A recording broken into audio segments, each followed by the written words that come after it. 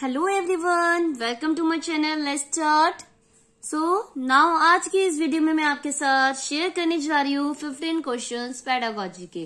And जो मैंने paper use किया है सीटेट पेपर 2 जनवरी 2022 का।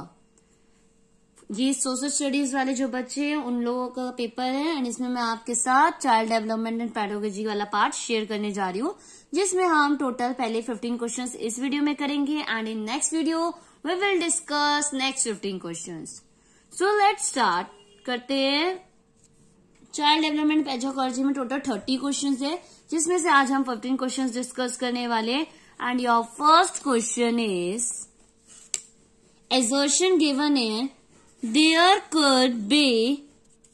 there cannot be a universal notion of a child and childhood.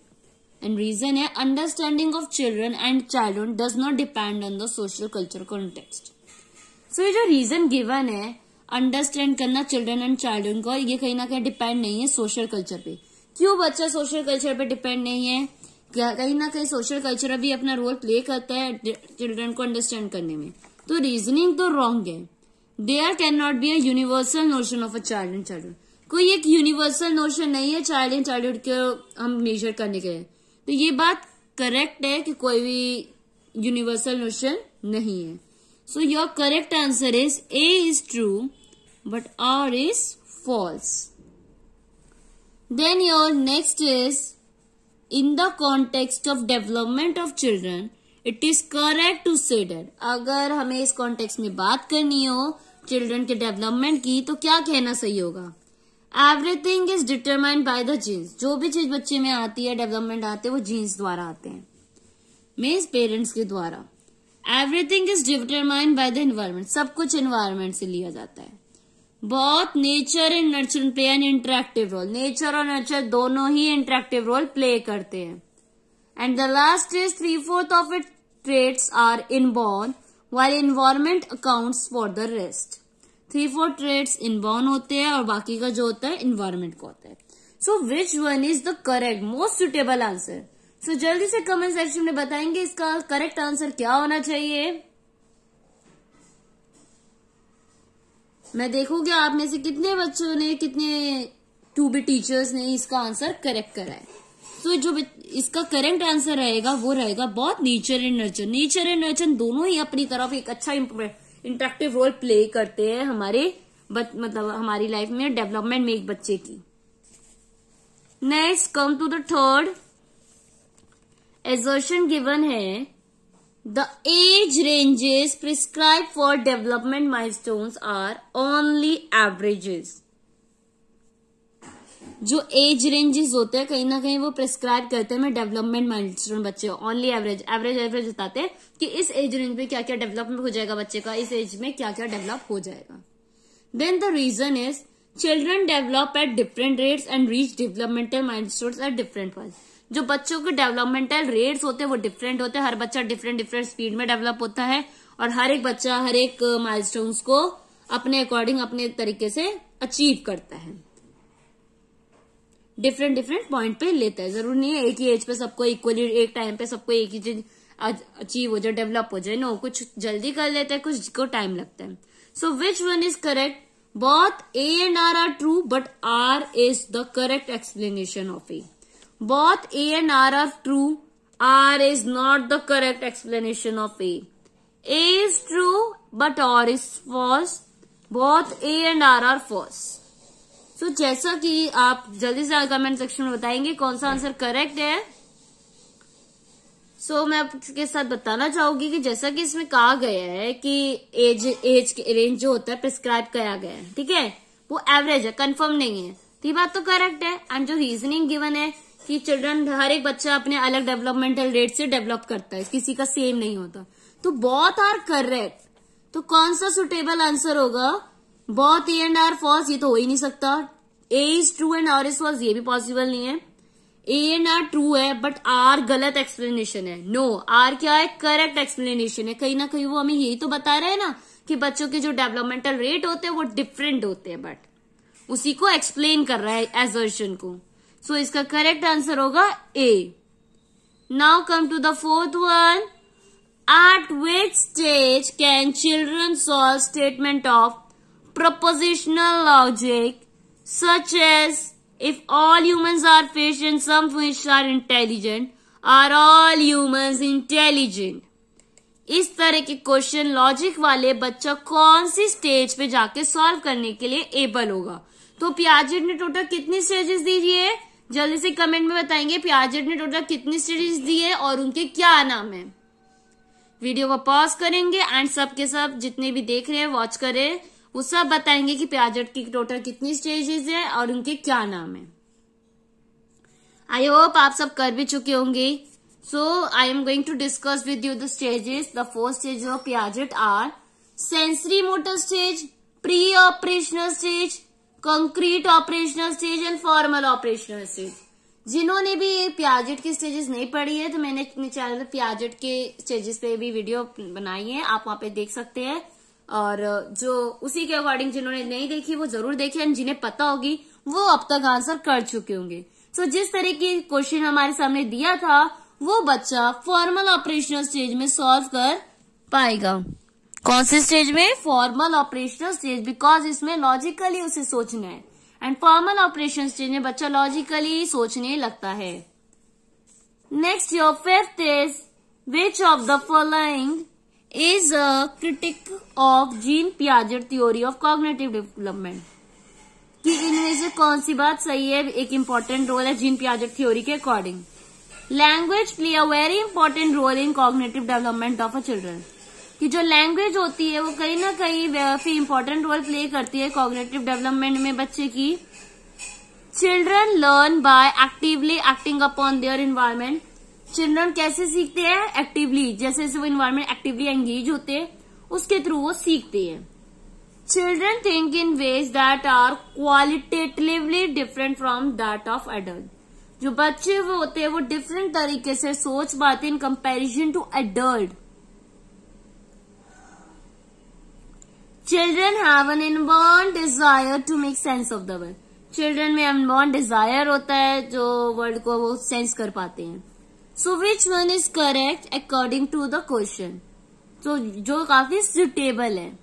So जल्दी से बताएंगे कमेंट सेक्शन में इसका कौन सा आंसर करेक्ट होगा। So जो इसका करेक्ट आंसर है वो है ए, कि जो लैंग्वेज होती है वो इम्पोर्टेंट रोल प्ले करती है कॉग्निटिव डेवलपमेंट में बच्चे की। Then 6th is Vygotskian method in which teacher and students collaborate in learning is called. Vygotskian method जो है जिसमें टीचर एंड स्टूडेंट मिलके लर्निंग करते हैं उसे क्या कहते हैं? Discovery learning, reciprocal learning, program learning या एक्सपोजिटरी लर्निंग। तो this is called reciprocal teaching था ये। रेसिप्रोकल टीचिंग, प्रोग्राम्ड इंस्ट्रक्शन या expository teaching. So correct answer is reciprocal teaching हो रही है, दोनों मिलके सीख रहे, दोनों एक दूसरे को सिखा रहे हैं। Then come to the next 7th one. According to Lev Vygotsky theory scaffolding. Scaffolding क्या होता है? entails changing the quantity as well as the quality of the support provided to the child, is not influential in the cognitive development of children, entails changing only the quantity of the support given to the child, entails changing only the quality of the support given to the child. So which one is the most suitable answer? जल्दी से answer करेंगे कौन सा answer correct है। सो इसमें जो 4 option दिए हुए हैं जो लास्ट से, जैसे entails changing only the quality support, सिर्फ क्वालिटी ऑफ सपोर्ट को चेंज करता है, no. Entail changing only the quantity of support, no. Is not influential, कि इन्फ्लुएंशियल ही नहीं है कॉग्निटिव, ऐसा तो हो ही नहीं सकता कि कॉग्निटिव डेवलपमेंट को इन्फ्लुएंस ही ना करे अगर कोई चीज स्कैफोल्ड कर रहे हैं। Entails changing the quantity as well as the quality of the support provided to the child. तो ये कहीं ना कहीं चेंज करते हैं, क्वांटिटी और क्वालिटी दोनों को, सपोर्ट को जो प्रोवाइड कराते हैं उन दोनों पर चेंज करते हैं। तो A is the correct answer as per this question. Next your 8th is at which stage of Lawrence Kohlberg's moral developmental theory do individual base their judgement on individual rights and justice for greater good. कौन सी stage पे Lawrence Kohlberg model development जो theory है Lawrence Kohlberg की, individual base their अपनी judgement को individual rights and justice को ज्यादा ग्रेटर इंपॉर्टेंस दे। तो ये कौन सी स्टेज होगी? Obedience and punishment orientation, good boy good girl orientation, authority and social order orientation, universal ethical and principles orientation. तो बच्चा क्या सीखेगा? Universal ethical and principles orientation इस स्टेज पे। हॉवर्ड गार्डनर ने के बारे में बोला गया है, बताना है। Critics the environmental critic the conventional thinking of intelligence as a fixed trait, proposed 12 different types of intelligence, gave the theory of creativity, proposed the unitary construct of intelligence. So according to this, the which जो suitable है वो है critical the conventional thinking of intelligence as a fixed trait. Now come to the next one. According to National Education Policy 2020, Children at primary level learn best. 2020 national education policy के according बच्चा primary level पे क्या सबसे ज्यादा सीखता है, best क्या सीखता है? When the medium of instruction is their home language या मदर टंग। क्या होना चाहिए? When the contents in decontextualized, when they are assessed on the basis of rote memorization, या when a structure and uniform curriculum is followed। कि structure और curriculum uniform curriculum follow होना चाहिए, या एसेस करना चाहिए किस बेसिस पे? रोट मेमोराइजेशन के, या व्हेन द कंटेंट इज डिकॉन्टेक्चुअलाइज होना चाहिए किस? The last is when the medium of instruction is their home language. तो सबसे जो प्राइमरी लेवल होता है, हम ये जानते हैं कि प्राइमरी लेवल पे जितना हो सके हम बच्चे को home language, mother language share करनी चाहिए। मदर टंग जो बच्चे की होती है उसमें पढ़ाना चाहिए, इससे बच्चा जल्दी सीखता है और अच्छे से सीखता है। अदरवाइज बच्चे को काफी प्रॉब्लम आती है। इफ वी स्पीक, बच्चे को हिंदी आती है अच्छे से, वो घर में हिंदी यूज कर रहे हैं एंड हम प्रॉपरली इंग्लिश ही उसे क्लास में पढ़ा रहे हैं, तो कहीं ना कहीं उसे समझने में प्रॉब्लम होगी। या तो हमें उसकी मदर टंग का यूज करना है एंड कुछ कुछ वर्ड्स हम इंग्लिश के यूज करने चाहिए, स्टेटमेंट सेंटेंसेस यूज करने जिससे बच्चा बेसिकली समझे। अगर हम प्रॉपरली उसमें करेंगे तो बच्चा पूरी अच्छे तरीके से लर्न बेस्ट तरीके से नहीं कर पाएगा। Then next, in progressive education the learners are, progressive education में लर्नर्स क्या करते हैं? Autonomous and have a curiosity to learn. बच्चों में एक ऑटोनोमस एंड क्यूरियोसिटी होती है लर्न करने की। Totally dependent on the teachers for direction, teacher पर डिपेंड होते हैं। टीचर जैसे डायरेक्शन कहेगी वैसे बच्चा चलेगा, टीचर जहां जैसे करने को कहेगी एक्ट, बच्चा वैसे वर्क करेगा।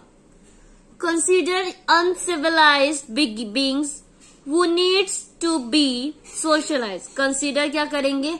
अनसिविलाइज्ड बीइंग्स को, थिंग्स को, जो कि जिन्हें सोशलाइज होने की नीड है। Passive beings who have to be control by the teacher, एक तरह से टीचर्स द्वारा कंट्रोल किए जा रहे हैं। तो एक प्रोग्रेसिव एजुकेशन में टीचर तो नहीं उसे कंट्रोल करेगी ना, ये भी गलत हो जाएगा। ना ही बच्चा डिपेंड होगा टीचर को और सोशलाइज की नीड होगी, ऐसा कुछ नहीं। जो करेक्ट आंसर है ऑटोनोमस और क्यूरियोसिटी होनी चाहिए बच्चे में लर्न करने की, वो ही प्रोग्रेसिव एजुकेशन कहलाएगी कि बच्चे में भी क्यूरियोसिटी है लर्न करने की, वो भी सीखना चाहता है। Next is in a classroom build on socio constructivist framework. Classroom जो होता है वो सोशल कंस्ट्रक्टिविस्ट में फ्रेमवर्क होना चाहिए, उसके सोशल समाज का जो बच्चे का है जहां पे बच्चा रहता है उसके अकॉर्डिंग क्लासरूम एक तरह से बनना चाहिए। तो क्यों बनना चाहिए? एक तरह से क्या, children learn passively while the teacher teachers, children passively learn करेगा ऐसे क्लासरूम में जब टीचर पढ़ा रही होगी। Material is meant only for display, जो मटेरियल क्लास में यूज हुआ है वो सिर्फ डिस्प्ले के लिए होगा।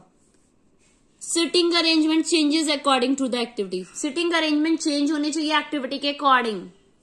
Assessment is undertaken as a separate activity from learning, assessment एक असेसमेंट के लिए एक सेपरेट एक्टिविटी करानी चाहिए जिसमें हम बच्चे का असेस करें।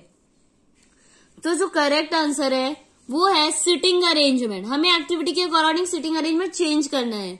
ये नहीं कि ऐसा नहीं होना चाहिए कि सेम है सिटिंग अरेंजमेंट हर एक्टिविटी में यूज हो रहा है, या एक पर्टिकुलर एक्टिविटी नहीं होनी चाहिए असेसमेंट। हाँ, असेसमेंट हम हर तरह की एक्टिविटी में बच्चे का करते, एक पर्टिकुलर एक्टिविटी में नहीं करते।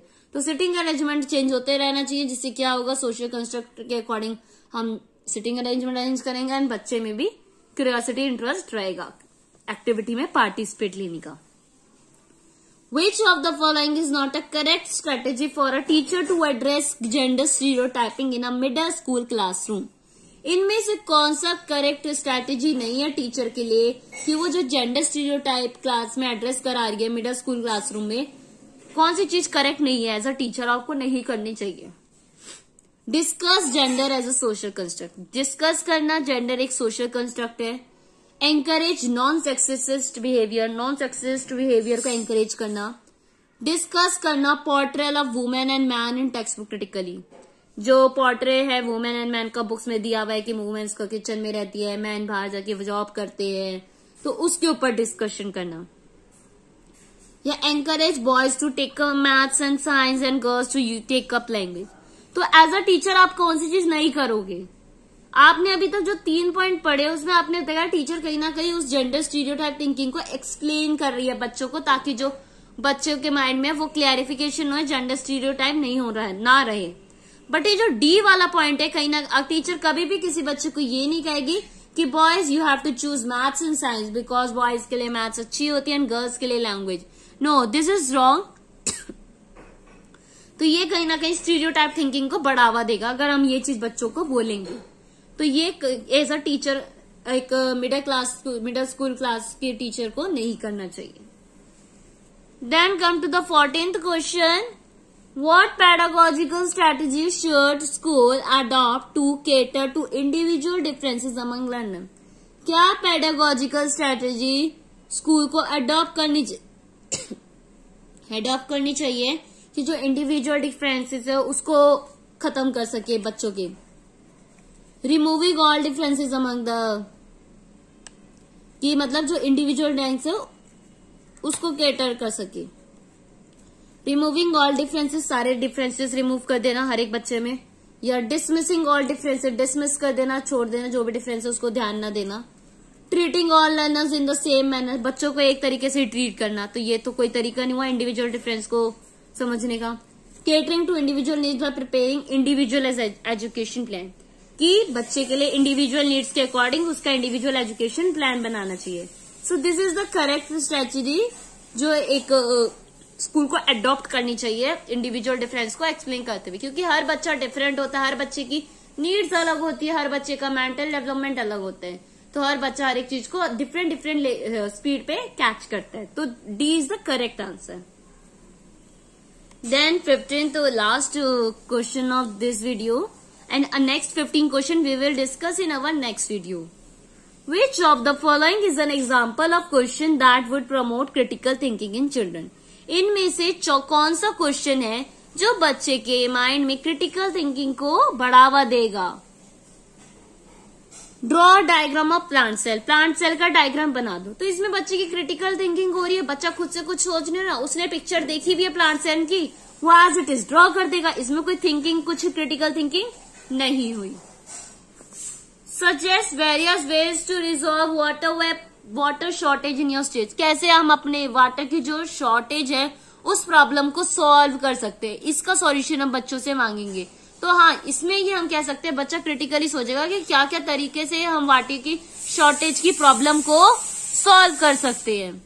कैलकुलेट 384 की पावर 7, तो ये तो डायरेक्ट आंसर आएगा, एग्जैक्ट आंसर आएगा और सबका सेम ही होगा, इसमें भी कोई क्रिटिकल थिंकिंग नहीं हो रही। What is the area and population in India, area and population क्या है इंडिया का वो बताओ, तो ये भी कोई क्रिटिकल थिंकिंग, इसका भी एक एग्जैक्ट आंसर होगा। बट जो बी वाला है इसका एक एग्जैक्ट आंसर नहीं, डिफरेंट आंसर्स आएंगे। अगर आप क्लास में इस तरह का क्वेश्चन पूछते हैं तो स्टूडेंट्स आपको डिफरेंट आंसर्स देंगे, जिसमें कुछ भी हो सकता है, बच्चों के डिफरेंट वेज आएंगे। तो कहीं ना कहीं क्रिटिकल थिंकिंग को ये क्वेश्चन बढ़ावा दे रहा है। सो ये थी 15 क्वेश्चंस की वीडियो। नेक्स्ट जल्दी मैं आपके साथ नेक्स्ट 15 क्वेश्चंस की वीडियो शेयर करूंगी।